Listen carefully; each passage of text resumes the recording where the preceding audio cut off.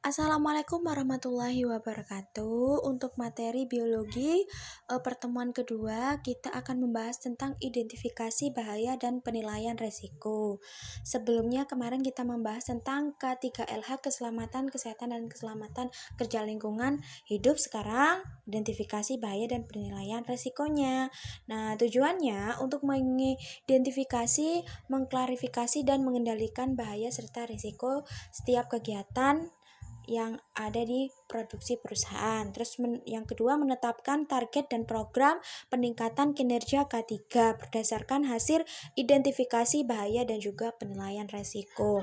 Nah, definisi bahaya adalah sumber atau keadaan berpotensi terhadap terjadinya kerugian dalam bentuk cedera atau penyakit. Nah, kalau bahaya ini sesuatu yang kita kerjakan jika tempat tersebut itu membahayakan, misalkan ketinggian, terus dekat dengan bahan-bahan zat-zat berbahaya atau beracun, dan juga tempat berbau gas ya, itu juga tempatnya licin dan dekat dengan alat-alat tajam, itu dikategorikan dalam keadaan bahaya.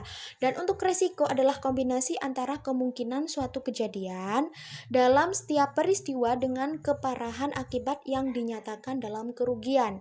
Nah, kalau resiko, kalau kita melakukan suatu pekerjaan yang berbahaya, itu akan otomatis mengalami risiko. Risikonya apa? Kalau tidak kita berhati-hati akan menimbulkan kecelakaan, baik sengaja atau tidak sengaja. Kalau untuk kecelakaan sengaja itu biasanya yang bertindak secara kriminal. Kalau tidak sengaja itu memang kita kurang berhati-hati dalam menjalankannya. Selanjutnya, identifikasi bahaya adalah proses mengendalikan adanya suatu bahaya dan menetapkan karakteristiknya. Nah, kalau identifikasi bahaya itu sendiri ada tingkatnya, ada tingkat rendah, sedang, dan juga bahaya berat. Tergantung bagaimana tempat atau pekerjaan yang kita lakukan. Tanggung jawab. Manajemen presentatif, wakil manajemen bertanggung jawab untuk menyusun program manajemen K3 berdasarkan identifikasi bahaya, mengkomunikasikan program manajemen K3 yang telah ditetapkan kepada seluruh karyawan.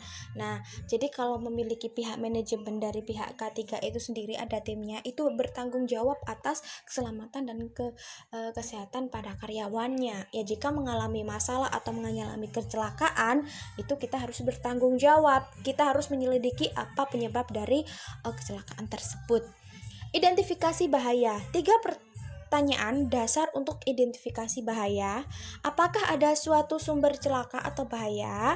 Siapa apa yang dapat celaka? Bagaimana dapat terjadi? Nah, itu biasanya yang akan diselidiki oleh tim K3 ketika orang yang mengalami kecelakaan ya. Kecelakaannya ini seperti yang tadi saya bilang, ada yang bersifat sengaja maupun tidak sengaja. Ya, kalau tidak sengaja itu biasanya lumrah saja, tapi kalau sengaja itu bertindak kriminal dan harus diurus kepada pihak yang berwajib. Selanjutnya, cara melakukan identifikasi bahaya. Mengidentifikasi seluruh proses area yang ada dalam segala kegiatan. Mengidentifikasi sebab mungkin aspek K3 pada setiap proses area yang telah diidentifikasi sebelumnya. Identifikasi K3 dilakukan pada suatu proses kerja baik pada kondisi normal, abnormal, emergency, dan maintenance. Emergency itu keadaan yang darurat ya. Kalau normal itu keadaan yang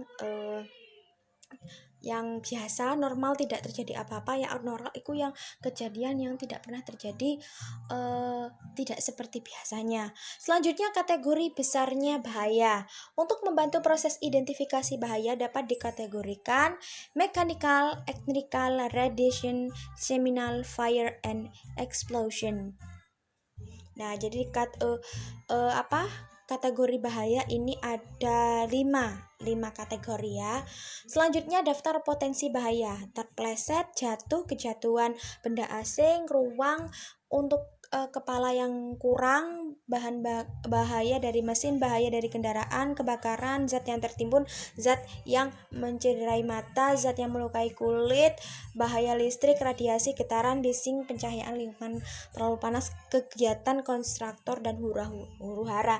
Jadi untuk antisipasi supaya kita tidak berpotensi terjadinya bahaya, kita menggunakan atribut yang dikatakan APD, alat pelindung diri. Mesti biasanya kalau bagian proyek itu biasanya menggunakan helm pelindung diri dan juga biasanya sepatu boot dan juga kacamata pelindung dan juga baju pelindung itu memang wajib ya dipakai karena memang memiliki fungsi dan kegunaan masing-masing supaya kita tidak terjadi dengan hal-hal yang tidak diinginkan.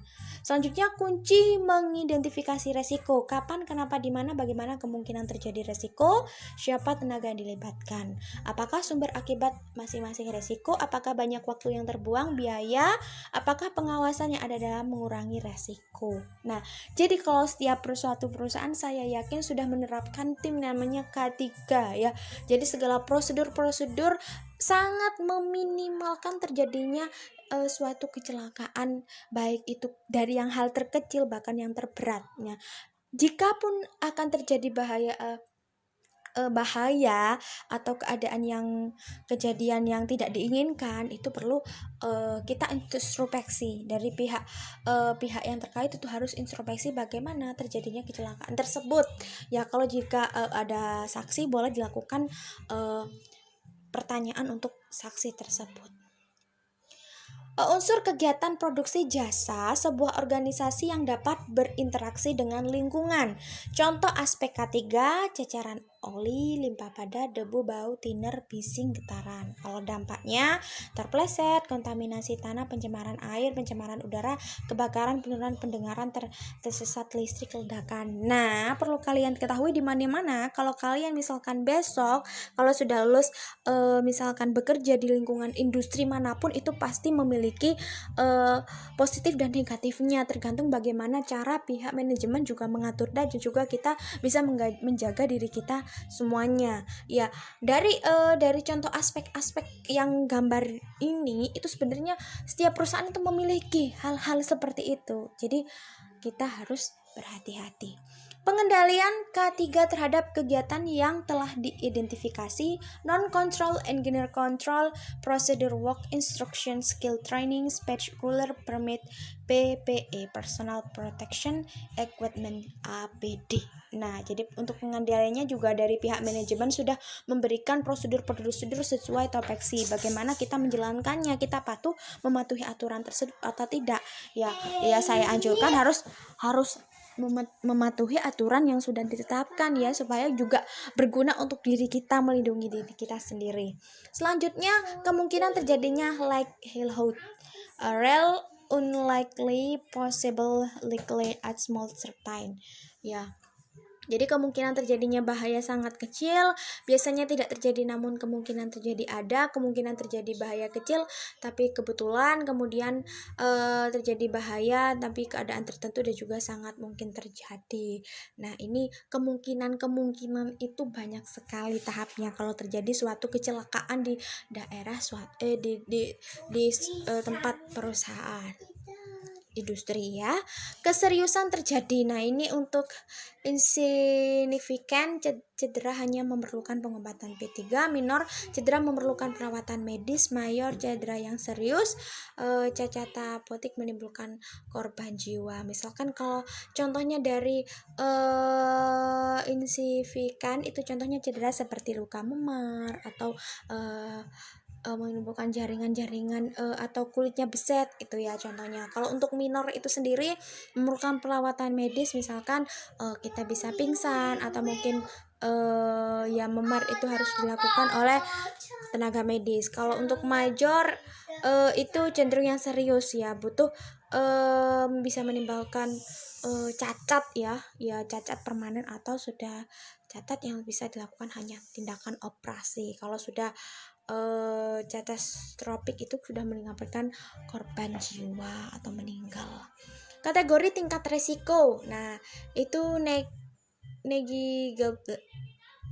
negligible, low risk, and moderate, high risk, dan ekstrim. Ya, jadi kategorinya tidak memerlukan tindakan khusus, pemantauan untuk memastikan tindakan, pemerluan perhatian dan juga tambahan prosedur work, instruction, perlu mendapatkan perhatian pihak manajemen dan tindakan perbaikan, perlu segera dilakukan tindakan perbaikan. Nah, sekian dulu materi saya, kurang lebihnya mohon maaf. Wassalamualaikum warahmatullahi wabarakatuh.